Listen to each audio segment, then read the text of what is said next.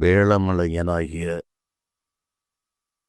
எல்லாம் வல்ல ஸ்ரீ கனகாசலமூர்த்தி பெருமானுடைய திருவருளினால் வெளிவந்து கொண்டிருக்கும் இந்த ஞான உரையில், ஞான சாரலில்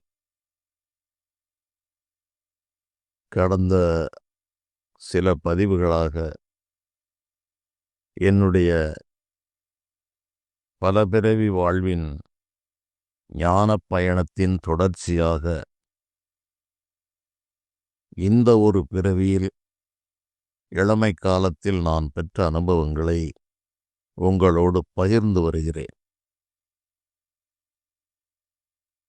இதுபோல சொல்லக்கூடிய அனுபவங்கள் இந்த துறையில் இருப்பவர்களுக்கு நிச்சயம் ஒரு நல்ல, யாருக்கேனும் ஒரு நல்ல விழிப்புணர்வை தருவதும் தெளிவை தருவதுமாக இருக்கும்.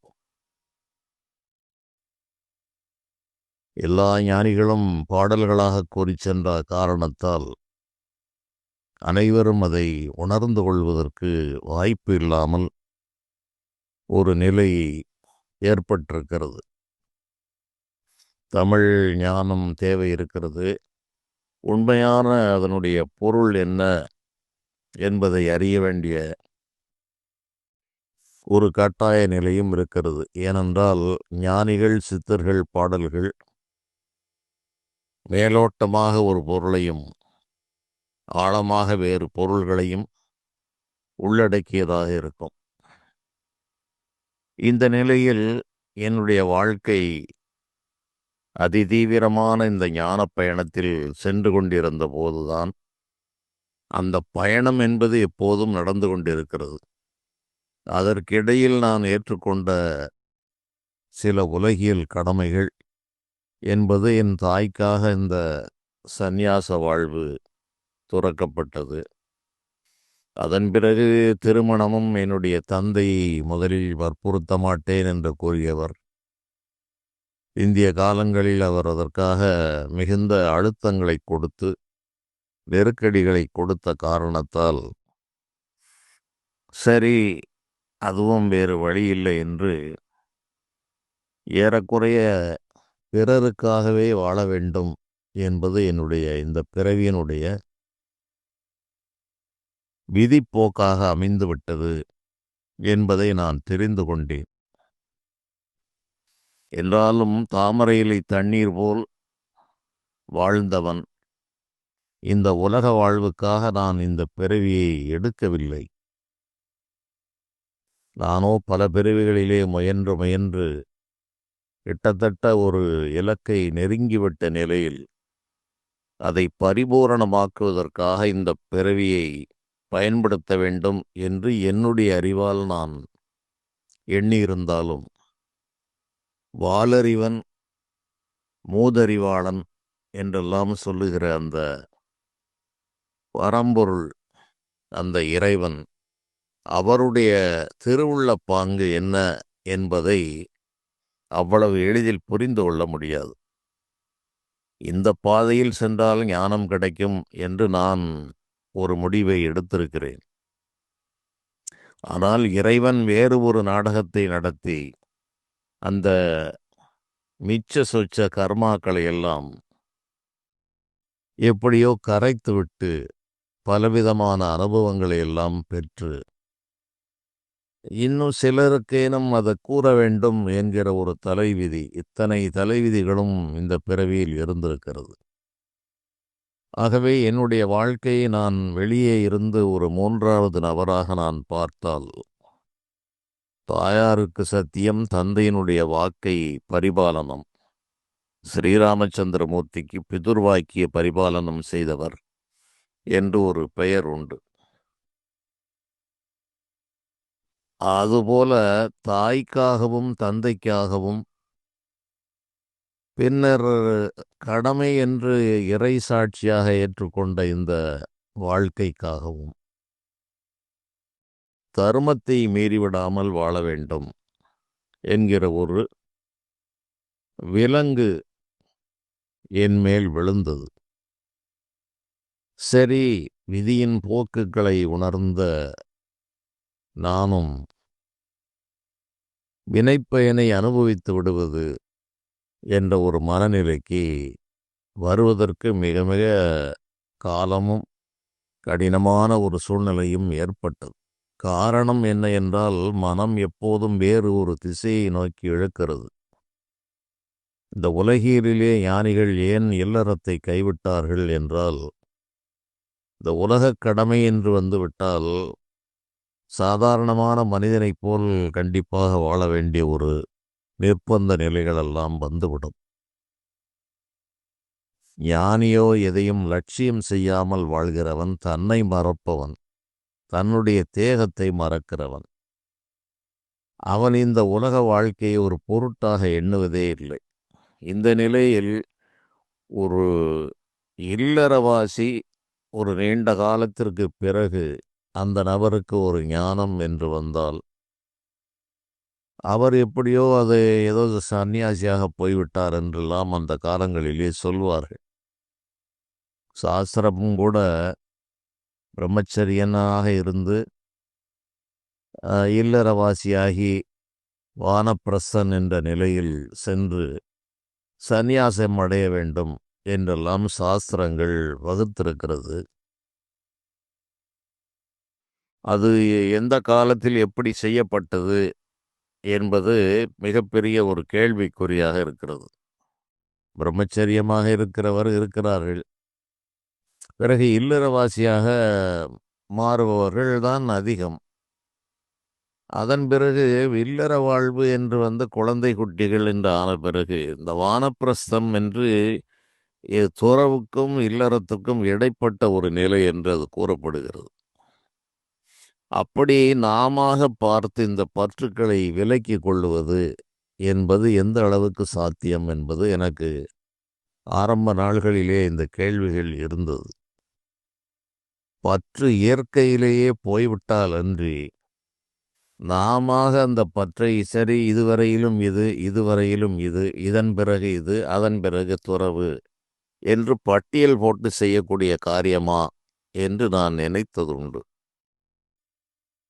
ஆனால் இந்த அடிநாள்களில் பட்ட துன்பங்கள், பலவிதமான அனுபவங்கள், பல பிறவிகளிலே பெற்று அது மேலும் மேலும் மெருகேறி கொண்டு வந்த அந்த அனுபவங்கள் ஞான தீயாக சுடர்விட்டது. அவ்வாறு சுடர்விட்டு தெருவும் திண்ணையுமாக அலைந்து கொண்டிருந்த காலத்தில் உலக வேலைகள் ஒருபுறம் நடந்து கொண்டிருந்த காலமும் உண்டு.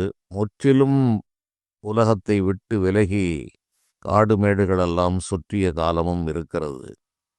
திரும்ப இந்த உலக சந்தடிக்குள் வந்தாலும் என் வேலையை செய்து கொண்டே நான் வேறு ஒரு நிலையில் வாழ்ந்த காலமே அதிகம். ஆகவே எனக்கு ஒரு நிலைக்கு பிறகு இந்த பந்தங்கள் என்னை கட்டுப்படுத்துவது என்பதும் விலகி போய்விட்டது. அதிலே இருந்தாலும் கூட அதை விட்டு கடந்திருப்பது என்கிற ஒரு நிலைதான் மிக உயர்ந்தது என்று பின்னாளில் நான் தெரிந்து கொண்டேன். குடும்பம், இல்லறம், பந்த பாசம் என்பவை இல்லாமலே போய்விடுவது என்பது அவர்களுக்கு எளிதான வழி. இவை அனைத்தும் இருந்தாலும் இவற்றில் சிக்கிக் கொள்ளாமல் இருப்பது முதல் தரமான ஒரு நிலை. இதைத்தான் மகாராஜா துறவு என்றெல்லாம் பாடல்கள் வேதாந்தத்திலே இருக்கிறது. ஜனக மகாராஜா அந்த துறவு நிலையில் இருந்தார் என்பதும் கூறப்படுகிறது. பட்டினத்து பெருமானும் அதுபோலவே அந்த நிலையை விட்டு வெளியேறினார். உஜ்ஜயினி தேசத்து அரசராகிய பத்ரகிரி ராஜா அதுபோன்ற ஞானத்தை பெற்றார் என்றெல்லாம் இவ்வாறு சொல்லப்படுகிறது. இந்த பத்ரகிரி என்பவர் பட்டினத்து பெருமானுடைய சீடர். ராஜா பர்த்ருஹரி என்று ஒருவரை வடதேசத்தில் இருந்தார். அவர் பேர் பர்த்ருஹரி என்று கூறுவார்கள். அநேகர் இந்த இரண்டையும் குழப்புவது உண்டு. இந்த ராஜா பர்த்ருஹரி என்பவர் வடமொழியிலே பல அரிய ஞான செய்திகளை எழுதியிருக்கிறார். அதிலே வைராக்கிய சதகம், சிருங்கார சதகம் என்று கூட எழுதியிருக்கிறார்.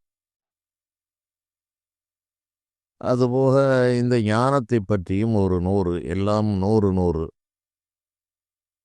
சுலோகங்களாக அவர் எழுதிய நூல்கள் கூறப்படுகிறது.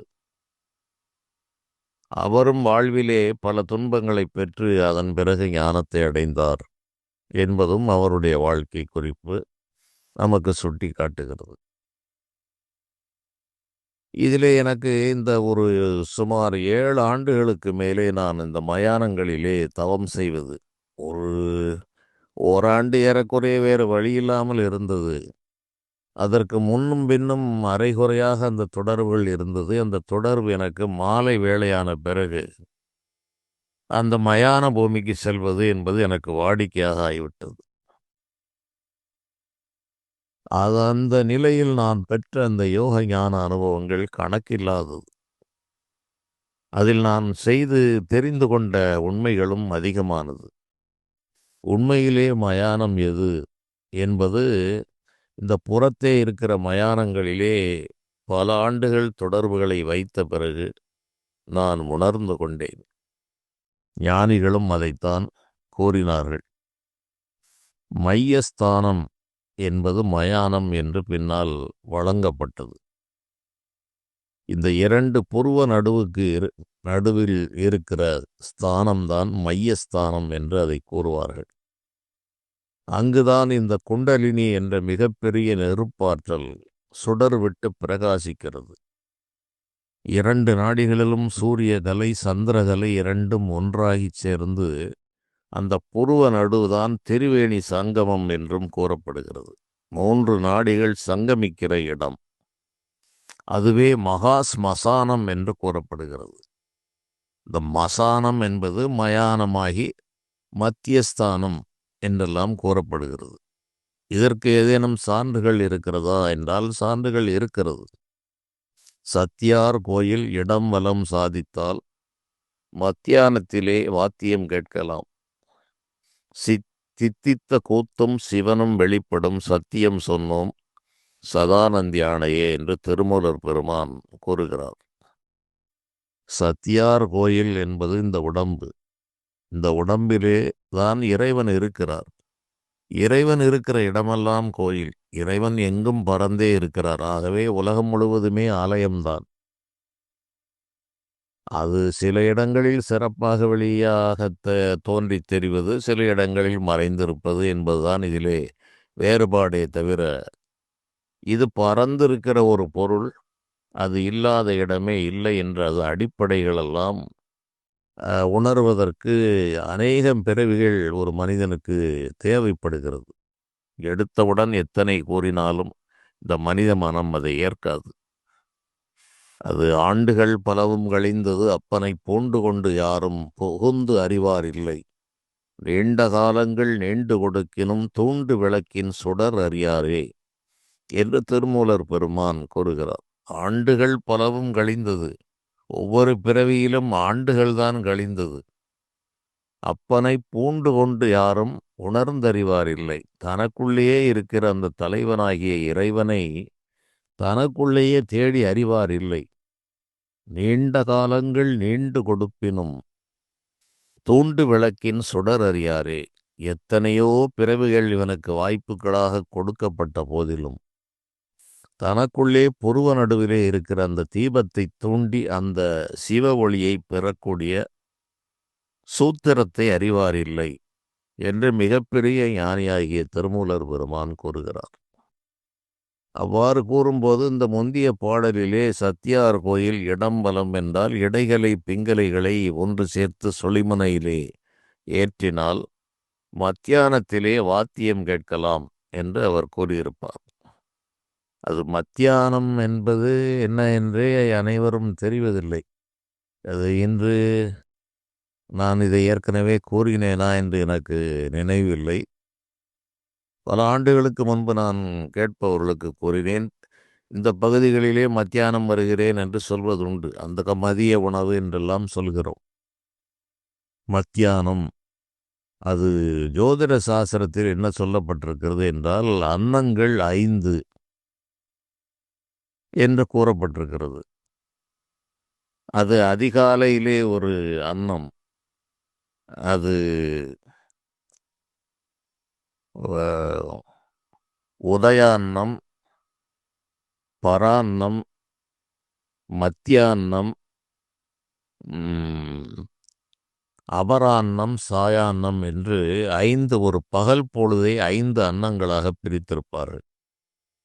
ஒரு அன்னத்திற்கு 6 நாழிகைகள் என்று பூர்வான்னம், பரான்னம், மத்தியான்னம், அபரான்னம், சாயான்னம் என்று சொல்லுவதுண்டு. இதிலே இந்த 5லே மத்திய நிலையில் இருப்பதால் அதை மத்தியான்னம் என்று கூறுகிறார்கள். அதிகாலை வேளை பூர்வான்னம் என்றும், பகல் பொழுது பரான்னம் என்றும், மத்திய நேரம் என்பது மத்தியான்னம் என்றும், அபரான்னம் என்றும், சாயான்னம் என்பதுதான் சாயங்காலம் என்றெல்லாம் வழங்கப்பட்டது. மாலை என்று கூறுகிறோம். சாயந்தரம் என்று கூறக்கூடிய வழக்கங்கள் கிராமங்களிலே வெகு காலம் இருந்தது. ஆங்கிலம் வந்த பிறகு இந்த மத்தியானம் என்று கூறும் நூன் டைம், நூன் மீல் என்றெல்லாம் வந்துவிட்டது. அது மார்னிங், ஃபோர்நூன், ஆஃப்டர்நூன் என்று வந்த காரணத்தால் இதுபோல பல விஷயங்கள் மறைந்து போனது. இந்த விஷயங்கள் மறைந்து போனதால் மனிதர்களுக்கு ஞானிகளுடைய வாக்கின் பொருள்கள் உணரும் தன்மை கெட்டது. ஆகவே ஒரு விஷயம் பழுதாகிற போது ஒரு மிகப்பெரிய ஒரு கலையில் பலவிதமான ஓட்டைகள் விழுந்து விடுகிறது. தவறான நம்பிக்கைகள் எளிதாக அந்த ஓட்டை வழியாக புகுந்து விடுகிறது. ஆகவே ஆழமான ஆராய்ச்சி இல்லாமல் சொல்லக்கூடிய விஷயங்களுடைய எண்ணிக்கை கணக்கில்லாமல் வந்து கொண்டே இருக்கிறது. அவரவருக்கு தோன்றியபடி இதுதான் இதுதான் என்று சொல்லுவது என்பது இந்த ஞானத்தில் மட்டுமல்ல, ஜோதிடத்திலே, வாஸ்திலே, பல கலைகளிலும் இவ்வாறு பலரும் தங்கள் தங்கள் நிலையை பற்றி கூறுவது என்பது காலத்தின் கட்டாயமாக இருக்கிறது. இதை ஒன்றும் சொல்வதற்கும் இல்லை. இதில் எது சரி என்று தேடி எடுத்து பார்க்க வேண்டியது நம்முடைய கடமை. அதனால் இந்த மத்திய ஸ்தானம் என்பது இந்த புருவ நடுவை குறிக்கிற ஒரு இடம். புருவ நடுதான் மத்தியான்னம் என்று கூறுவார்கள். அதனால் சத்தியார் கோயில் இடம் வலம் சாதித்தால் மத்தியான்னத்திலே வாத்தியம் கேட்கலாம்.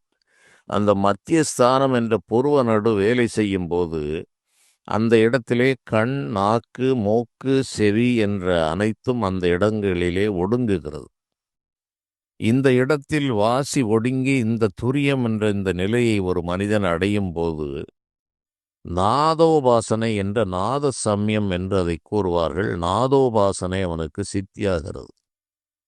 அந்த நாத உபாசனை காதிலே முதலில் வண்டு போன்ற ஒரு ஒலி, இந்த சில்வண்டினுடைய இரைச்சல் போல் முதலில் ஒரு யோகி அதை கேட்கிறார்.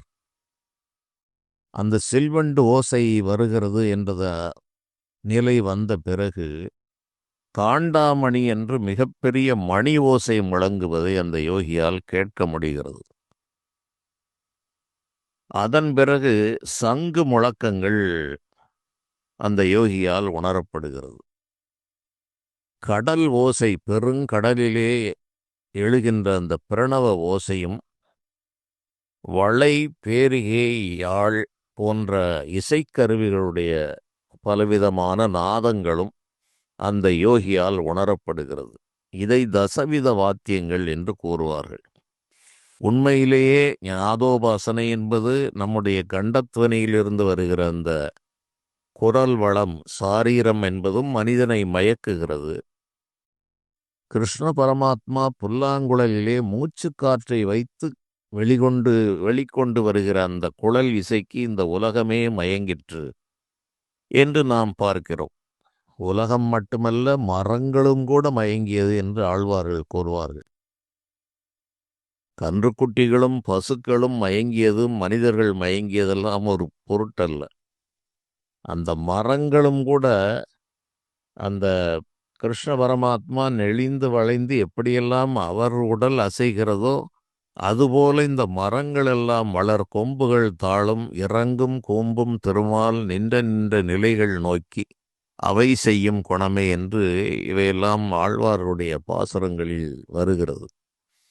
இறங்குகிறது, கூம்புகிறது, திருமால் நின்ற நின்ற நிலைகள் நோக்கி அவை செய்யும் குணமே. கருங்கண் தோகை மயில்பீலி அணிந்து கட்டி நன்கொடுத்த பீதக ஆடை அருங்கல உருவின் ஆயர் பெருமான் அவன் ஒருவன் குழல் ஊதின போது மரங்கள் நின்று மது தாரைகள் பாயும் வளர் கொம்புகள் தாழும். மரங்கள் இவர் நின்றால் மரங்கள் அசைவதை நிறுத்துகிறது. அதன் பிறகு இவர் ஆட்டத்தை தொடங்கினால் மதுதாரைகள் பாயும் வளர் கொம்புகள் தாழும். தேன் நிறைந்த பூக்களை உடைய அந்த கிளைகள் அந்த கிருஷ்ண பரமாத்மாவை நோக்கி தாழ்ந்து பூமிக்கு வருகிறது. கொம்புகள் தாழும், இறங்கும் கொம்பும் திருமால் நின்ற நின்ற நிலைகள் நோக்கி அவை செய்யும் குணமே. இப்படி மணிமணியாக இவர்கள் இந்த இறைவனை தரிசித்து யோக நிலையில் தரிசித்து பலவிதமான சூட்சுமங்களை எத்தனை பேர் அள்ளினாலும் குறையாத நிலையில் வழங்கி சென்றிருக்கிறார்கள். அவை மறைந்தது என்பதுதான் ஒரு ஏற்பதற்கு ஒரு கடினமான ஒரு உண்மை. அது இறைவனுடைய வேலை என்பதை தவிர வேறு அது சொல்வதற்கு ஒன்றுமில்லை. கலிகாலம் மிக மிக கஷ்டப்பட்டுத்தான் இந்த ஞானத்தை அடைய வேண்டும். மேலோட்டமான செய்திகள் அடர்ந்து பரவி கிடக்கும். அந்த நிலையில் ஒருவன் இந்த ஞானத்திற்காக அதிகமாக தோண்டி மண்ணை தோண்டி எப்படி தண்ணீரை எடுக்கிறானோ அதுபோல் கஷ்டப்பட்டுத்தான் சிரமப்பட்டுத்தான் இது போன்ற ஞான செய்திகளை ஒருவன் தெளிவை பெற முடியும். அதனால் இந்த மயானம் என்பதெல்லாம் உள்ளே இருக்கிறது என்ற உண்மையை வெளியே புறத்தே இருக்கிற மயானங்களிலே பல ஆண்டுகள் வாழ்ந்து பலரும் பல பிறவிகளில் இந்த பிறவிகளிலும் கூட காசி சென்றேன், வடதேசத்தில் சென்றேன், அகோரிகளை பார்த்தேன், அவர்கள் 10 மண்டை ஓடுகளை போடுவதையெல்லாம் இன்று நாம் புகைப்படங்களில் பார்க்கிறோம். அது மண்டை ஓடுகள் தானா அல்லது மண்டை ஓடுகள் போலவே செய்யப்பட்ட ஓடுகள் எல்லாம் நிறைய கிடைக்கிறது. எனக்கு தெரிந்த ஒரு நபர் இங்கே உண்டு. அவர் இந்த பிளாஸ்டிக் மண்டை ஓடுகளை மாலையாக போட்டுக்கொள்வார். அவர் ஒரு ஜோதிடம் சொல்லுவார். ஜோதிடம் சொல்லும்போது அவருக்கு ஜோதிடம் தெரியாது. ஆகவே அவர் மக்களை மிரட்டுவதற்கு இப்படி ஒரு 4-5 மண்டை ஓடுகளை அப்படி கழுத்தில் கோர்த்து போட்டுக்கொண்டு அவர் ஜோதிடம் சொல்வார். பல ஆண்டுகளுக்கு முன்பாக நான் சந்தித்த ஒரு நபர். அதுபோக ஒரு மண்டை ஓட்டை வைத்திருப்பார். அது உண்மையான மண்டை ஓடு என்று அதை ஏற்றுக்கொள்ள முடியாது. அதுபோல செய்வதற்கெல்லாம் இன்று நிறைய ஒரு பொருட்கள் எல்லாம் இருக்கிறது. இந்த அகோரிகள் மயானத்திலே காசியில் அலைகிறார்கள். அது பட்ட பகல் போல இருக்கிறது. ஒரு காலகட்டங்களில் 1000 ஆண்டுகளுக்கு முன்பு எந்த விதமான வசதிகளும் இல்லாத காலத்தினுடைய மயான நிலை வேறு. இன்று இருக்கிற மயானங்களிலே இவர்களுக்கு சௌகரியமான இருப்பிடங்கள், பொருள்கள், பணங்கள் என்று அவர்களுக்கு எந்த விதமான உபத்திரவங்களும் இல்லை. அவர்களை யாரும் தொல்லை செய்வதும் இல்லை. இதுபோல நம்முடைய தமிழ்நாட்டிலே எங்கோ கையில் காசில்லாமல் பராரியாக ஒரு மனிதன் அலைந்து கொண்டிருந்தால் அவன் ஒன்று முழு பைத்தியமாக இருந்தால் அவனுக்கு தொல்லை குறைவாக இருக்கும். முழு பைத்தியத்திற்கு செல்லாமல் அரைகுறை ஞானப்பித்தனாக அலைபவனை சாதாரணமாக எடை போட்டுவிட முடியாது. அவர்களுக்கு தொல்லைகள் மிக மிக அதிகமாக இருக்கும். இதுபோல் அடிபட்டு மிதிபட்டு இந்த ஞானத்தை எனக்கு கொடுத்தது இறைவன் இந்த வழியிலே. பலருக்கு சுலபமாக கொடுத்திருக்கலாம். அகோரிகள் இருக்கிறார்கள். அவர்கள் பல பல அதிசய சித்துக்களை எல்லாம் செய்கிறார்கள். அது தவிர வடதேசத்திலே பனிமலை பிரதேசங்களிலே சட்டைகள் கூட அணியாமல் யோகிகள், அந்த மைனஸ் டிகிரியிலே இருக்கிறவர்கள், இப்படி தேடி தேடி அலைவது பல பல நிலைகளிலே இந்த இறையருளை பெறுவதற்கு இறைவனும் வழிகளை வகுத்திருக்கிறார். இதிலே இது சிறப்பு இது தாழ்வு என்றும் நம்மால் கூறுவதற்கு இல்லை.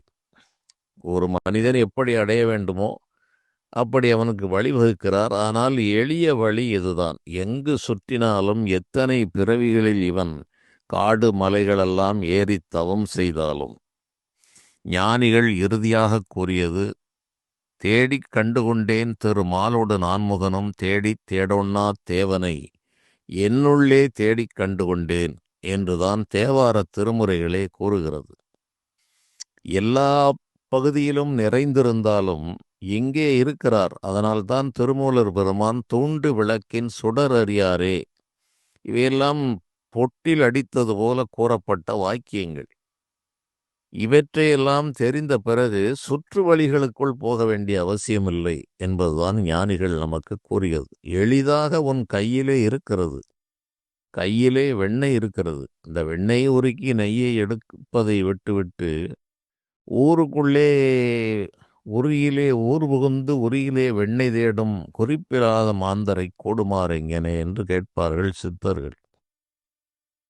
உரியிலே தயிர் இருக்க ஊர் புகுந்து வெண்ணெய் தேடும் அவர் வீட்டிலே வெண்ணெய் இருக்கிறது.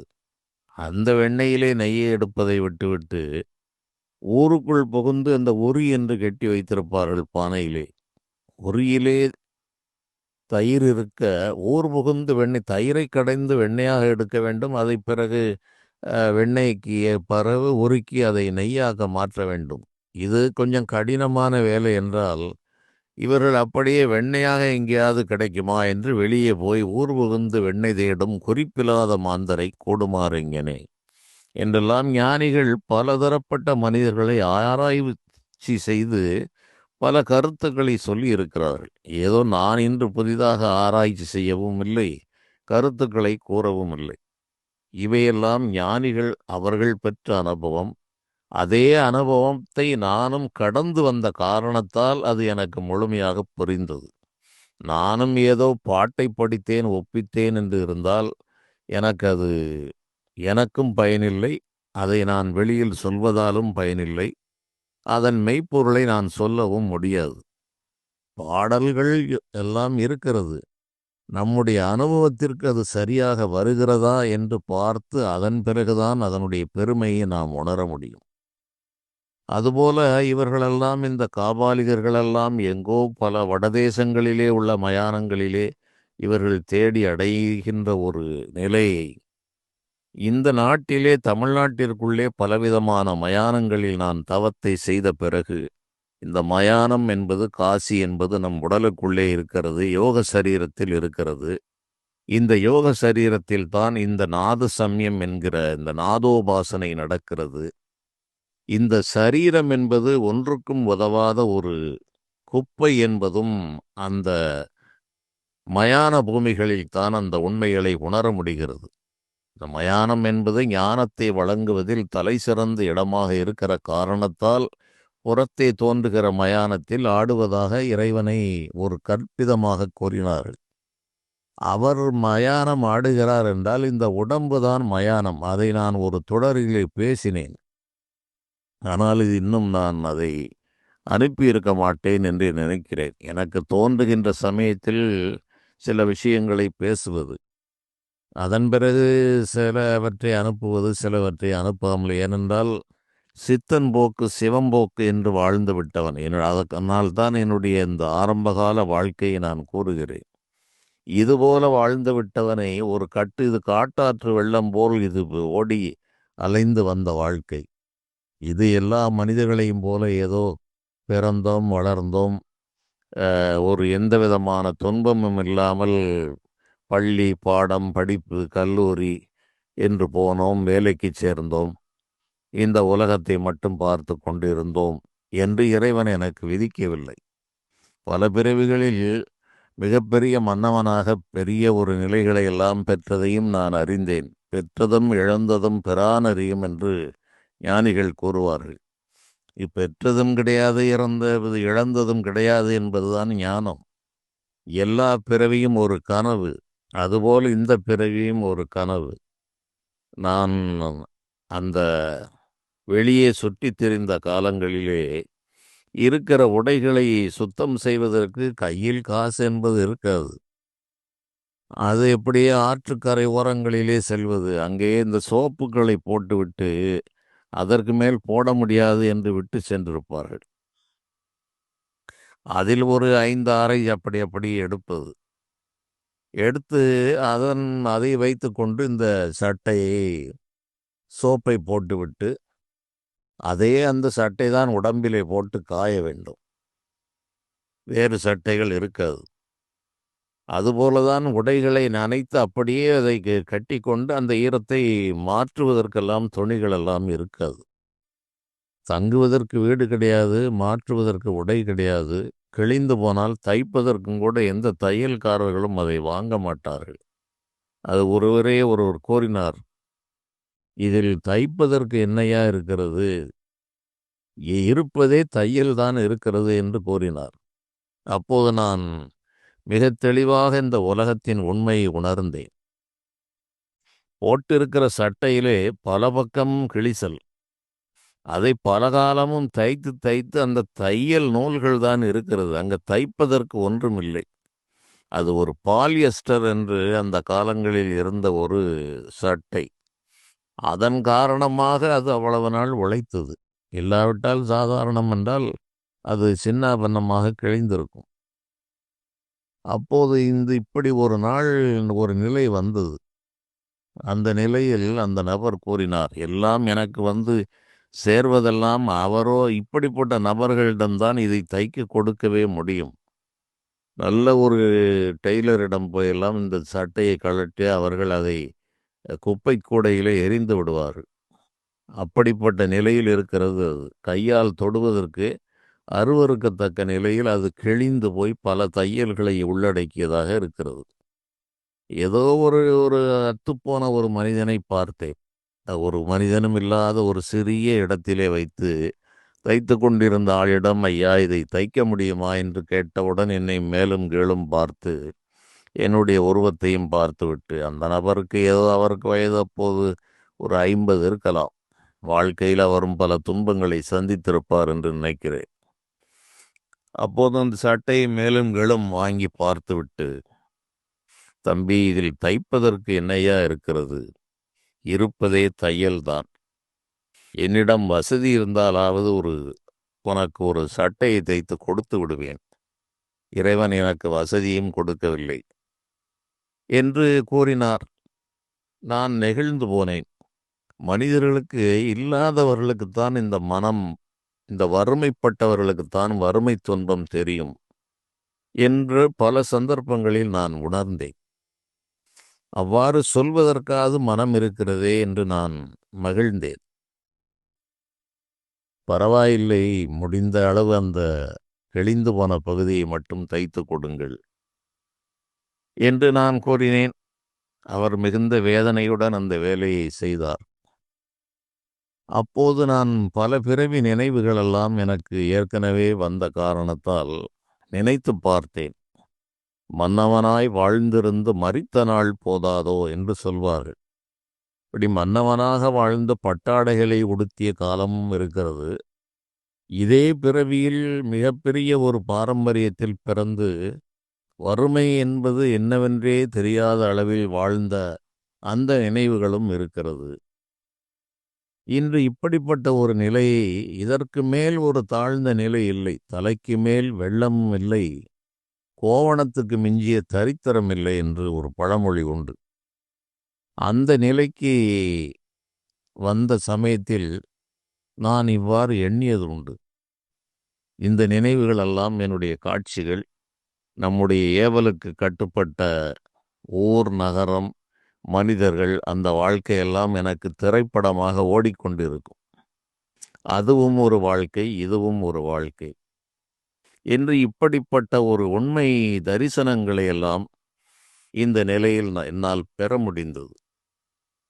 யோக ரகசியங்கள் அனைத்தையும் இதுபோன்ற வெட்ட வெளியில் தெரிகின்ற காலங்களிலே பற்றுக்களை அறுத்து அரை பைத்தியமாக ஞானப்பித்தம் கொண்டு அலைந்து கொண்டிருந்த காலங்களிலே விளங்கிய உண்மைகள் பித்தாயம் கொண்டு பிரணவத்தை ஊடறுத்து செத்தாரைப் போலே தெரிவது இனி எக்காலம் என்று ஞானிகள் வேண்டுகிறார்கள்.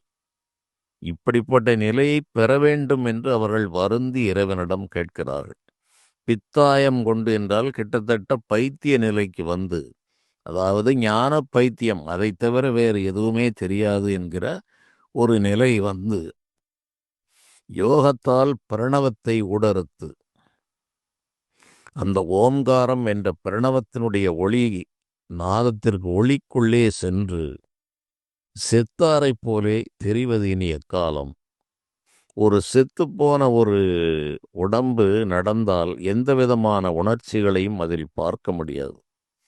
அதுபோல இந்த புற உலகத்தின் நினைவு சற்றும் இல்லாமல் தன்னை மறந்து திரிவதற்கு எந்த காலம் எனக்கு வாய்க்கும் என்று கேட்கிறார்கள் ஞானிகள். இது போன்ற அவர்கள் வருந்தி கேட்கிற அந்த நிலையை இறைவன் எனக்கு வழங்கினார். இப்படி பித்தாயம் கொண்டு பிரணவத்தை ஊடறுத்து சித்தாரைப் போலே நான் திரிந்த காலங்கள்தான் அன்றிலிருந்து இன்று வரை நடக்கிறது. நான் நினைவுக்கு வருவதுதான் எனக்கு கடினமே தவிர, நினைவை மறந்து தேகத்தை மறந்து அலைவது என்பது இறைவன் எனக்கு கொடுத்த மிகப்பெரிய வரம். கஷ்டப்பட்டுத்தான் இந்த உலக விவகாரங்களை நினைவில் வைக்க வேண்டியிருக்கிறது. அதிலும் இப்போது வயதின் காரணமாக பல நினைவுகள் குறைந்து மழுங்கி உலக விவகாரங்கள் இன்றைய கிழமை இன்றைய நாள் என்ன நடந்தது போனது என்பதெல்லாம் 40 வருடங்களுக்கு முன்பே மறந்திருந்த நிலையில் இப்போது உள்ள நிலையில் அநேகத்தை நான் மறக்கிறேன். ஆனால் எதை மறக்கக்கூடாதோ அதை மறப்பதில்லை. அந்த நினைவு மட்டும் தெளிவாக இருக்கிறது. இப்படி போய்க்கொண்டிருக்கிறது என்னுடைய ஞான பயணத்தினுடைய இந்த அத்தியாயத்தில் நான் சொல்லக்கூடிய விஷயங்கள். மேலும் அடுத்த தொடர்களிலே கூறுகிறேன். நன்றி.